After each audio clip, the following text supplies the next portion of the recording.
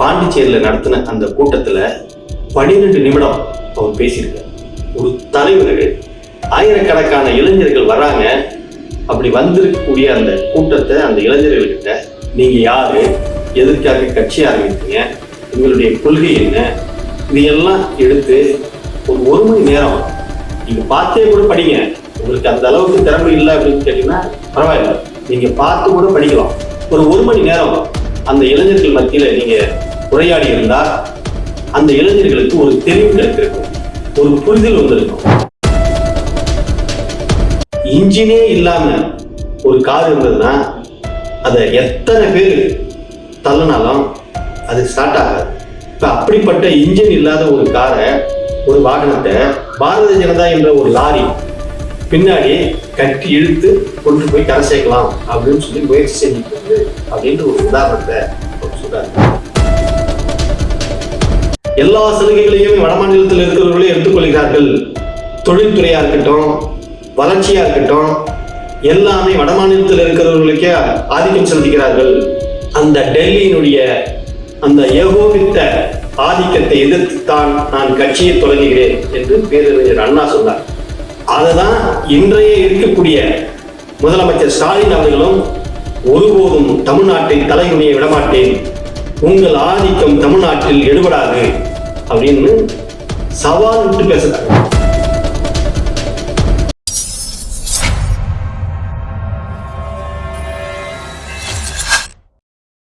வணக்கம். திருவண்ணாமலையில திராவிட முன்னேற்ற கழகத்தின் இளைஞரணி சார்பா ஒரு மண்டல மாநாடு, அதாவது இளைஞர்கள் சந்திப்பு கூட்டம் ஒன்று நடந்திருக்குது. மிக சிறப்பா நடந்திருக்குது. அதுல 19 மாவட்டங்களை சார்ந்த 1,39,000 இளைஞர்கள், இளைஞரணி நிர்வாகிகள் கலந்து கொண்டிருக்கிறார்கள். அந்த மாநாட்டில் சிறப்பா இளைஞரணியினுடைய செயலாளர் உதயநிதி அவர்களும், திராவிட முன்னேற்ற கழகத்தினுடைய தலைவர் மு.க. ஸ்டாலின் அவர்களும் மிக ஒரு சிறப்பான உரையை நிகழ்த்தியிருக்கிறாங்க. மிக அற்புதமான ஒரு உரை அப்படின்னு தான் சொல்லணும். அது இப்ப எல்லா காணொலியிலும் அது வந்துட்டு இருக்குது, அதை நீங்க பார்த்துருக்கலாம்.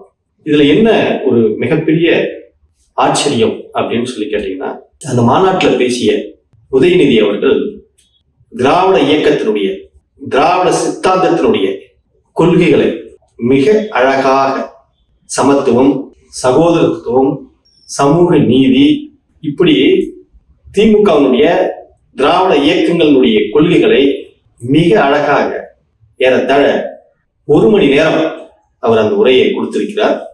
திமுகவினுடைய அடுத்த வாரிசு, கொள்கை வாரிசு ஒன்று வந்துடுச்சு அப்படின்றத எல்லோரும், அதாவது தமிழ்நாட்டை பாதுகாப்பதற்கு அடுத்த தலைமுறையில ஒரு தலைவர் வந்துட்டாரு அப்படின்றதுல மிக மாற்று கருத்தே கிடையாது.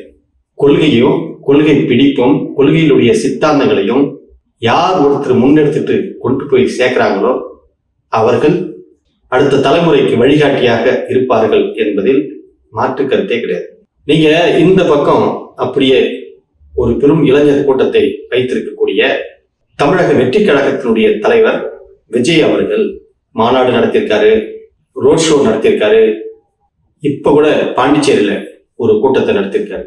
பாண்டிச்சேரியில நடத்தின அந்த கூட்டத்துல 12 நிமிடம் அவர் பேசியிருக்காரு. ஒரு தலைவர், ஆயிரக்கணக்கான இளைஞர்கள் வர்றாங்க, அதிகாலையிலே அவரை பார்க்கணுன்றதுக்காக வராங்க. அப்படி வந்திருக்கக்கூடிய அந்த கூட்டத்தை அந்த இளைஞர்கள்கிட்ட நீங்க யாரு, எதற்காக கட்சி ஆரம்பித்தீங்க, உங்களுடைய கொள்கை என்ன, இதையெல்லாம் எடுத்து ஒரு மணி நேரம் நீங்க பார்த்தே கூட படிங்க. உங்களுக்கு அந்த அளவுக்கு திறமை இல்லை அப்படின்னு கேட்டீங்கன்னா பரவாயில்ல, நீங்க பார்த்து கூட படிக்கலாம். ஒரு மணி நேரம் அந்த இளைஞர்கள் மத்தியில நீங்க உரையாடி இருந்தா அந்த இளைஞர்களுக்கு ஒரு தெளிவு கிடைத்திருக்கும், ஒரு புரிதல் வந்திருக்கும். நாம பேசுறது என்னன்னா, விவரம் இல்லாத பிள்ளைகள் ஒரு கூட்டத்தோட இணைந்து வராங்க, அவங்களுக்கு விவரம் பத்தாது. அதை வழிநடத்தக்கூடிய தலைவர்களாகிய நீங்கள் தான் ஒரு விளக்கமா, நம்ம யாரு, நம்ம வரலாறு என்ன, நாம எதற்காக இந்த கட்சியை தொடங்கி இருக்கிறோம், இந்த கட்சியை தொடங்கிறதுனால நாம என்ன செய்ய போறோம், அடுத்த தலைமுறைக்கு நாம என்ன வழிகாட்ட போறோம் அப்படின்றதெல்லாம் விஜய் பேசியிருக்கிறோம். ஆனா அவர் வெறும் 12 நிமிடம் மட்டும் பேசிட்டு ஒரு கையெடுத்து கும்பிட்டு வணக்கம் வச்சுட்டு வந்துடுறாரு. இப்ப இந்த பக்கம் அப்படியே நீங்க பாருங்க, உதயநிதியை பாருங்க, எவ்வளவு பெரிய அரசியல் தெளிவு, சமூக நீதியை பத்தி அவ்வளவு அழகாக விளக்கமா எடுத்து பேசுறாரு, சமத்துவத்தை பத்தி எடுத்து பேசுறாரு, பெண்களுக்கான விடுதலை குறித்து அழகா பேசுறாரு. அங்க கூடியிருக்கக்கூடிய இளைஞர்களை அத்தனை பேர்த்தையும் அவர் கட்டி போடுறாரு. அவர் ஒரு இடத்துல அதிமுகவை பற்றி பேசும்போது சொல்றாரு, அதாவது வண்டியில இன்ஜின்ல பழுதாகி இருந்தா, ஸ்டார்டிங் ட்ரபிள் இருந்தா ஒரு காரை அது 4 பேர் சேர்ந்து தள்ளி விட்டு அது ஸ்டார்ட் ஆகணும், தள்ளி விட்டு ஸ்டார்ட் பண்ணுவாங்க, அது ஸ்டார்ட் ஆகும். ஆனா இன்ஜினே இல்லாம ஒரு கார் இருந்ததுன்னா அதை எத்தனை பேர் தள்ளினாலும் அது ஸ்டார்ட் ஆகாது. இப்ப அப்படிப்பட்ட இன்ஜின் இல்லாத ஒரு காரை, ஒரு வாகனத்தை பாரதிய ஜனதா என்ற ஒரு லாரி பின்னாடி கட்டி இழுத்து கொண்டு போய் கரை சேர்க்கலாம் அப்படின்னு சொல்லி முயற்சி செஞ்சிட்டு இருக்குது அப்படின்ற ஒரு உதாரணத்தை அவர் சொல்றாரு. எவ்வளவு அழகான ஒரு உதாரணம் பாருங்க. ஒரு எதிர்கட்சிய நாசுக்காக அங்க இன்ஜினே இல்ல, தலைமை பண்பே கிடையாது, யாரு வேணாலும் கட்சிக்குள்ள வாங்க, யாரு வேணாலும் போங்க, நான் மட்டும் நிரந்தர பொதுச் செயலாளராக இருக்கணும், யாரையும் ஒருங்கிணைக்க மாட்டேன், பிரிந்து சென்றவர்களை அம்மையார் சசிகலாவாக இருக்கட்டும், ஓபிஎஸ் இருக்கட்டும், டிடி தினகரனா இருக்கட்டும், இப்படி பிரிந்து சென்றவர்களை யாரையும் நான் ஒருங்கிணைத்துக்க மாட்டேன், நான் மட்டும்தான் கட்சியினுடைய பொதுச் செயலாளராக இருப்பேன், அதுவும் நிரந்தர பொதுச் செயலாளராக இருப்பேன், என்னுடைய வாரிசு அதுக்கு அடுத்தது மிதுன் தான் அந்த கட்சியினுடைய தலைவராக வருவாரு, அப்ப நாங்க இனிமே அந்த கட்சியை யாருக்கும் விட்டு கொடுக்கறதுக்கு தயாரா இல்லை, நீங்க யாரு வேணாலும் கட்சிக்குள்ள வாங்க போங்க, எங்களுக்கு அதை பத்தி எல்லாம் கவலை இல்லை அப்படின்னு சொல்லி ஒரு தலைமை பண்பு இல்லாத, ஒரு தலைமைத்துவம் இல்லாத, அதாவது இன்ஜின் இல்லாத வாகனம் போன்று அதிமுக இருக்கிறது என்று உதயநிதி ஸ்டாலின் மிக அழகாக விமர்சனம் செய்திருக்கிறார். எந்த இடத்திலையும் அது அழகா, அதாவது ஒரு சின்ன பிசுறு கூட இல்லாம, எதிராளிகள் மனது புண்படாம அண்ணா விமர்சனம் செய்வார் பாருங்க. மாற்றான் தோட்டத்திற்கும் மனம் உண்டு அப்படின்னு சொல்லிட்டு அந்த மாதிரி மிக அழகாக நாசுக்காக பேசியிருக்கிறார். அந்த பேச்சை கேட்டீங்கன்னா தெரியும், ஒரு மணி நேரத்துக்கு மேல அந்த பேச்சு இருக்குது. நல்ல பேச்சு. அண்ணாவினுடைய கொள்கையை பாருங்க. மக்களிடம் செல்லுங்கள், மக்களோடு வாழுங்கள், மக்களோடு மக்களாக இருங்கள், அவர்களிடம் கற்றதை கற்றுக்கொள்ளுங்கள், மீண்டும் அவர்களுக்கே அதை கொடுங்கள் அப்படின்னு சொல்லி அண்ணா மிக அழகாக சொல்லியிருப்பார். அத உதயநிதி ஸ்டாலின் சொல்றாரு, வர இருக்கின்ற 100 நாட்களில் நீங்கள் மக்களோடு இருக்கணும், இந்த அரசு செஞ்சிருக்கக்கூடிய சாதனைகளை ஒவ்வொன்றையும் மக்கள் கிட்ட, தெரியாதவர்கள்ட்ட, புரியாதவர்கள்ட்ட எடுத்து சொல்லணும், விளக்கமா எடுத்து பேசுங்க, அவர்களுக்கு புரிய வைங்க அப்படின்னு சொல்லி ஒரு பெரும் இளைஞர் கூட்டத்தை மிக அழகாக வழிநடத்தி செல்கிறார். அவர் கூட்டங்களில் எந்த சலசலப்பும் இல்லை, எந்த அசம்பாவிதமும் இல்லை. ஒரு இராணுவ கட்டமைப்போட ஒரு இளைஞர் அமைப்பை, பெரும் திரளான ஒரு அமைப்பை மிக அழகாக புத்தி கூர்மையோடு வழிநடத்தி செல்கிறார். இதை நாம பாராட்டியே தீரணும். இந்த பக்கம் அப்படி கிடையவே கிடையாது. வரவங்களுக்கு, கூட்டத்துக்கு வரவங்களுக்கு தண்ணி கொடுக்கறது கிடையாது. ஒரு தலைவராகப்பட்டவர் சொன்ன நேரத்துக்கு போய் அந்த கூட்டத்துல பேசுவது கிடையாது, நிற்பது கிடையாது. அதாவது 4 வரி பேசிட்டு முகத்தை காட்டிட்டு வந்துட்டா மட்டும் போதும், இதுதான் தலைவர் பண்பு அப்படின்னு நினைப்பது, இது எல்லாம் காணல் நீர் மாதிரி. ஒரு அமைப்பு ஒரு சீசனுக்காக தொடங்கப்பட்டிருக்கிறது, அந்த சீசன் முடிந்த பின்பு அந்த அமைப்பு காணாமல் போய்விடும். 2026 தேர்தலுக்கு பின்பு தாவே கண்ட ஒரு கட்சி இருக்குமா என்பதை சந்தேகமாக இருக்கிறது. ஏன்னா அவங்களுக்கு கொள்கை தெளிவே இல்லை. கட்சிக்கா இருக்கட்டும், கட்சி தொண்டர்கள் இருந்து தலைவர் வரை என்ன தெளிவு இருக்கிறது? என்ன தெளிவா விளக்கமா அவர் பேசுறாரு. இதுவரை 2 மாநாடு நடத்திருக்காரு, ரோட் ஷோ நடத்திருக்காரு, பாண்டிச்சேரியில் ஒரு கூட்டம் போட்டிருக்காரு. இந்த கூட்டத்தெல்லாம் அவர் பேசின பேச்சு என்ன? அவரு புரிந்து கொண்ட அரசியல் புரிதல் என்ன? கொள்கை எதிரி பாஜக, அரசியல் எதிரி திமுக அப்படின்னு சொல்றாரு. அது எப்படி? இதுவே பெரிய முரண்பாடு இல்லை. யார் ஒருத்தர் கொள்கை எதிரியா இருக்கிறாங்களோ அவங்கதான் அரசியல் எதிரியாகவும் இருக்க முடியும். எனக்கு ஒரு கொள்கை இருக்கிறது என்றால் அந்த கொள்கை நிலைப்பாட்டில் நாங்கள் ஸ்ட்ராங்கா இருக்கும் போது அதுதான் அரசியல் நிலைப்பாடாகவும் இருக்கும். கொள்கை என்பது என்ன? ஒரு அரசியல் கட்சி வகுக்கக்கூடிய ஒரு கொள்கை நிலைப்பாடு. அந்த கொள்கைக்கு ஒருத்தர் முரண்பாடாக இருக்கிறது என்றால் அவரே தான் அரசியல் முரண்பாடாகவும் இருப்பார்.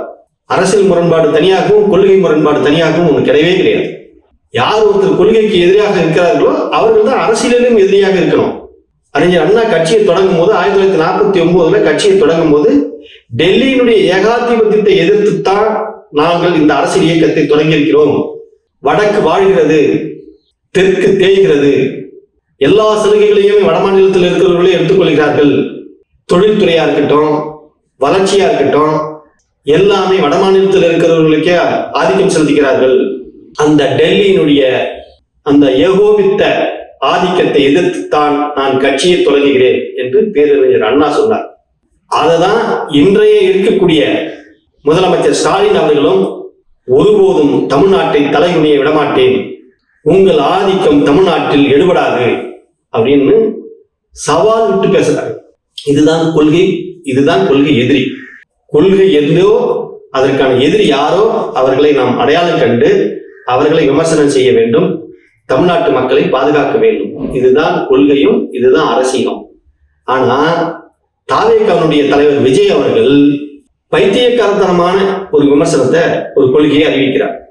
எங்களுக்கு கொள்கை எதிரி பாஜக, அரசியல் எதிரி திமுக அப்படின்னா, அப்ப நீங்க திமுகவுடைய கொள்கையும் தாவேகாவுடைய கொள்கையும் ஒண்ணுதான்.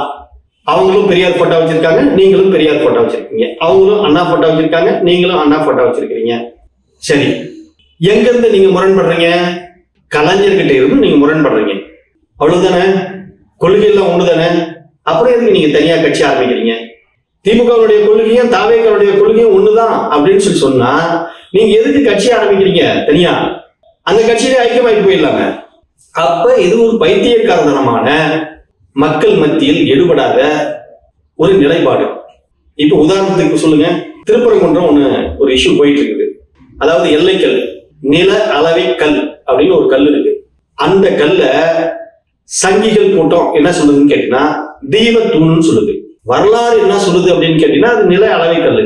அதாவது சர்வே பண்ணும்போது ஒரு கல்லை நிர்ணயம் பண்ணி, இந்த கல்லுல இருந்து இந்த கல்லு அவர்களுடைய இடம், இந்த கல்லுல இருந்து இந்த கல்லு இந்த சர்வே நம்பருக்கு சொந்தமான இடம் அப்படின்னு சொல்லுவாங்கல்ல, அந்த மாதிரி ஒரு எல்லை கல், எல்லை தூண் அது. இதுதான் வரலாறு. ஆனா அது தீபத்தூண் அப்படின்னு சொல்லிட்டு ஒரு கூட்டம் பிரச்சனை பண்ணுது. அதற்கு ஆதரவா நீதிபதியும் தீர்ப்பு கொடுக்கிறாரு. சரி, அது தமிழ்நாடு அரசு அதை தெய்வம் ஏற்ற முடியாது, தடை விதிச்சிருச்சு.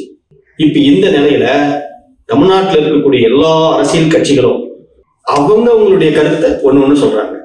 நாம் தமிழர் கட்சியினுடைய தலைவர் சீமானா இருக்கட்டும், அவர் பாரதிய ஜனதா கட்சியோ அல்லது அந்த தீபத்தூண்னு சொல்லிட்டு வரக்கூடிய அந்த கும்பலையாகட்டும் கடுமையா விமர்சனம் செய்யறாரு. அதே மாதிரி இதுக்கெல்லாம் இவ்வளவு தூரத்துக்கு கொண்டு வந்து விட்டது திமுக தான். திமுக அவர்களுடைய அரசியல் நிலைப்பாடு அவர் ஒரு கருத்து சொல்றாரு, திமுகவை விமர்சனம் பண்றாரு. தமிழ்நாட்டில் இருக்கக்கூடிய அனைத்து கட்சிகளும் ஒவ்வொரு கருத்தையும் சொல்லிட்டு வருது.